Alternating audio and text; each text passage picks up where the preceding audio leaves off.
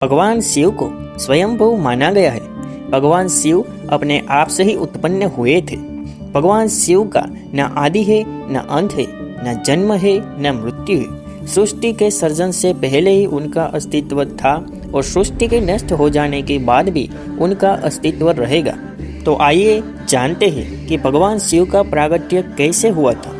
परंतु भगवान शिव का असली प्रागट्य कैसे हुआ था वे आज भी ये सृष्टि में कोई भी जान नहीं सका है, क्योंकि अलग अलग ग्रंथों के अनुसार, अलग अलग महापुराणों के अनुसार और कथाओं के अनुसार भगवान शिव का प्रागट्य अलग अलग कहानियों के रूप में बताया गया है। तो आइए जानते हैं कि शिव पुराण के अनुसार भगवान शिव का प्रागट्य कैसे हुआ था। एक बार भगवान ब्रह्मा और भगवान विष्णु आमने सामने आ गए थे और दोनों में ही बहस चल रही थी कि वे अपने आप को सर्वश्रेष्ठ बता रहे हैं, परंतु वह साबित ही नहीं कर पा रहे थे। तभी अचानक से उन दोनों के बीच में एक बड़ा सा ज्योतिर्मय स्तंभ निराकार रूप से प्रकट हुआ। दोनों आश्चर्यचकित हो गए कि ये क्या है। तभी स्तंभ में से आवाज आता है कि दोनों को एक दूसरे का मुकाबला करना होगा। उनको स्तंभ का पहला और आखिरी छोर ढूंढने के लिए कहा गया। तो भगवान ब्रह्मा जी ने तुरंत ही पक्षी का रूप धारण किया और वो ऊपर की ओर ढूंढने को चले गए। दूसरी ओर भगवान विष्णु वराह का रूप लेते हैं और नीचे की ओर चले जाते हैं। दोनों ऊपर का और नीचे का छोर ढूंढने में लगे हुए थे। तो ब्रह्मा जी ऊपर की ओर निकले और बहुत ही ऊपर गए, बहुत ही ऊपर गए, पर ऊपर जाने का प्रयास कर रहे थे, पर उनको ऊपर का छोर का रास्ता ही नहीं मिल रहा था। तभी अचानक से एक केतकी का पुष्प ऊपर से नीचे की ओर आ रहा होता है। तो वो ब्रह्मा जी को मिला और ब्रह्मा जी ने उनको पूछा कि तुम कहाँ से आ रहे हो, मुझे ऊपर का रास्ता दिखाओ, मुझे ऊपर का छोर पे जाना है। तो केतकी का पुष्प कहता है कि मैं बहुत ही सालों से ऊपर से नीचे आने का प्रयास कर रहा हूँ, पर आज भी यहीं तक पहुँचा हूँ। तो आप ऊपर जाने का प्रयास मत कीजिए, सालों से सालों निकल जाएंगे फिर भी आप नहीं पहुँच पाओगे। तो ब्रह्मा जी ने एक युक्ति करते हैं और केतकी के पुष्प को कहते हैं कि तुम मेरे साथ हाँ बोलना, जब मैं पूछूं तुम हाँ बोलना। तो आपको मेरे साथ बोलना है कि हम ऊपर तक पहुंच गए थे, ऊपर का रास्ता, ऊपर के छोर तक हम पहुंच गए थे। तो विष्णु भगवान हार जाएंगे और मैं जीत जाऊंगा। और दूसरी ओर भगवान विष्णु बहुत ही नीचे तक जा रहे होते हैं, बहुत ही नीचे जाते हैं, पर उनको नीचे का छोर नहीं मिलता है। तो दोनों जहाँ पे थे वहीं जगह पे आ जाते हैं और भगवान विष्णु सच सच बोलते हैं कि हाँ, मुझे तो छोर नहीं मिला है और मैं हार गया हूँ। परंतु ब्रह्मा जी बोलते हैं कि मैंने तो छोर ढूंढ लिया है, हम ऊपर के छोर से ही आ रहे हैं। केतकी को पूछ लीजिए। केतकी बोलता है कि हाँ, हम ऊपर से ही आ रहे हैं। और तब जहाँ पे वो स्तंभ था, वो स्तंभ नहीं था बल्कि एक शिवलिंग था, जो बात किसी को भी पता नहीं थी, जिसका निर्माण, जिसका प्रागट्य सृष्टि में सबसे पहली बार तभी हुआ था।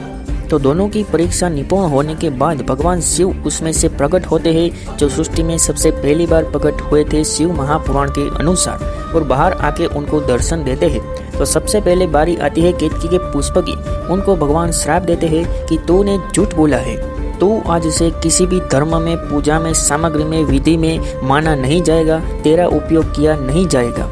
और फिर भगवान ब्रह्मा जी की ओर देखते हैं और बहुत ही क्रोधित हो जाते हैं। अति काल भैरव का स्वरूप तभी धारण करते हैं सबसे पहली बार, और तब से भगवान शिव काल भैरव के स्वरूप में भी माने जाते हैं। और तभी ब्रह्मा जी ने जिस सिर से झूठ बोला था उस सिर को काट देते हैं और तभी से भगवान ब्रह्मा जी का मुख 4 हो जाता है। और फिर भगवान विष्णु को वरदान देते हैं कि आपने सच बोला है, आप सब जगह में माने जाएंगे, आप सर्वश्रेष्ठ होंगे, आपके स्वरूप अनेक होंगे, पृथ्वी में हर जगह हर जीव में आपका वास होगा, आपकी पूजा होगी, आपकी याचना, आपकी भक्ति होगी।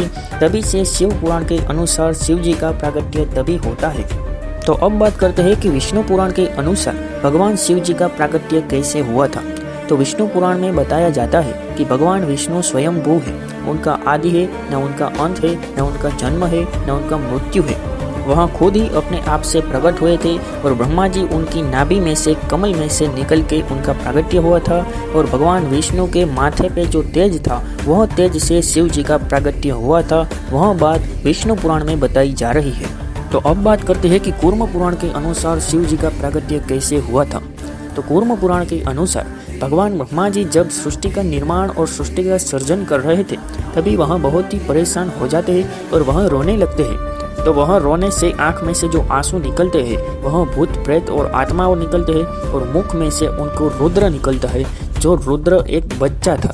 तो बच्चे के स्वरूप में जो निकलते हैं वह भगवान शिव होते हैं। और भगवान शिव कूर्म पुराण के अनुसार भगवान ब्रह्मा के मुख में से प्रकट हुए थे और वह बच्चा बहुत ही रो रहा था, इसलिए भगवान ब्रह्मा ने उनका नाम रुद्र रखा। रुद्र का अर्थ होता है रोने वाला।